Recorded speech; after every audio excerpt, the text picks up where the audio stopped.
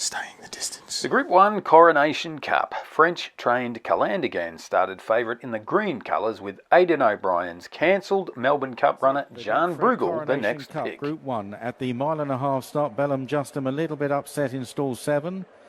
And they're off.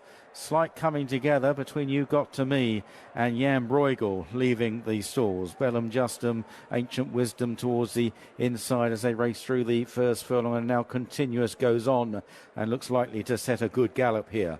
Continuous from Jan Brueghel, Ancient Wisdom for Godolphin, the all-blue jacket.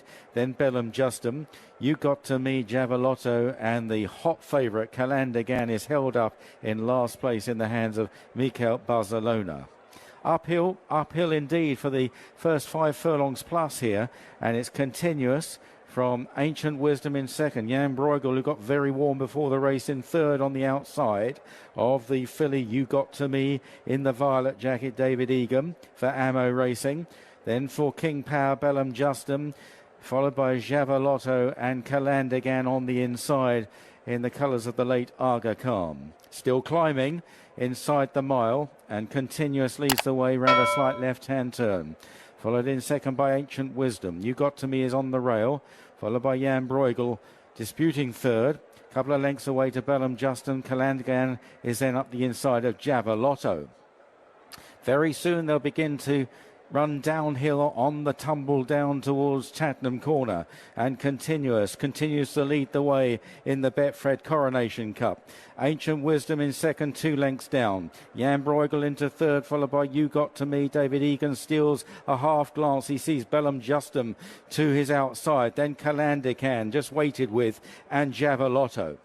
About to swing left-handed when they turn in, 3.5 furlongs left to cover, and it's still Continuous and Wayne Lorden from Ancient Wisdom and Will Buick in second place. Then You Got To Me, Jan Brueghel and Ryan Moore. Now Calandagan moves up into fifth place, just to the inside of Bellum Justum, and finally Giavellotto down the home run inside the 3. Continuous taken on by Ancient Wisdom. They've got a couple of lengths on Jan Brueghel. Here comes Calandagan down the outside, just running down the Canberra a little bit there, and Mikel Barcelona pulled his whip through as Jan Brueghel now takes it up under Ryan Moore. Calandagan into second. They're getting away now from Giavellotto, staying on in third. Jan Brueghel is being cut back by Calandagan inside the final furlong. Calandagan draws level with Jan Brueghel. They race up towards the line. It's neck and neck, stride for stride. Jan Brueghel is just doing enough.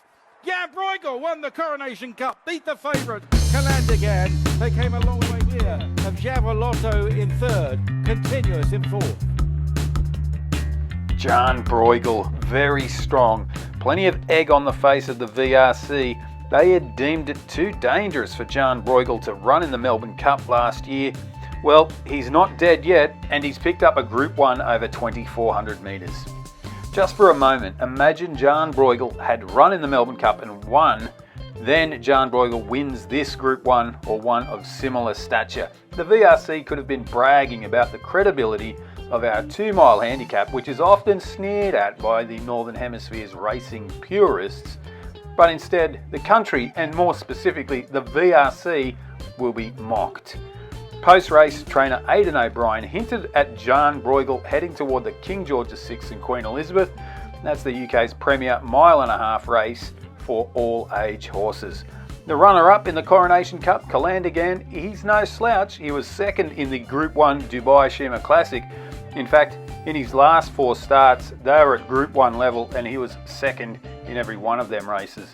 Stay tuned for some interesting comments from Aidan O'Brien and jockey Ryan Moore. The hardwick would have been there from if he didn't win today, but he can go to a King George. He's very comfortable going up trip. We thought he was probably the biggest certainty ever for the Melbourne Cup last year. The vets took him out, didn't they? They they did, Jan. He was in at such a low weight, like we thought that he couldn't get beat really. But listen, that was last year. He had went through the season and he was a 3-year-old unexposed. He was in with no weight on his back. like we can see what he can do, and like that was at a mile and a half, and even when he goes further, he's very comfortable, you know. So that's the way it is. As a 4-year-old and as a Group 1 winner, he'd have a lot more weight this time around. Is Melbourne at all on your mind? I ask because you raised it. No, absolutely. You didn't think it would be, No, right? no. Okay, so we're talking about top mile and a half targets around the world. Yeah, I think so. I think the so. Arc potentially. Yeah, I think so. It could be obviously the King George there, you know. So massive race. How about Jan Brueghel? That looked as though you were able to turn away Calandagan with a soundly run race. Was that right? Yeah, it went perfectly. He started late as a 3-year-old. He only had the 4 runs last year, won the Ledger. His first run back was 1.25 miles, was quickish ground, and he just wasn't quite tuned in that day. But I thought today he'd done everything beautifully, and to beat a very good horse. You know, like his form is high class, and look, he's obviously a strong stayer at 1.5 miles. He looks like he's grown up a lot as well, because he looked raw last season. Yeah, he is. That is the way he is. He is a big baby. So he probably didn't do much at 2, and he's a late starter. So I think we thought he'd win the Melbourne Cup. That didn't quite happen. Yeah, you'd mentioned that. Yeah, he's a fairly good horse.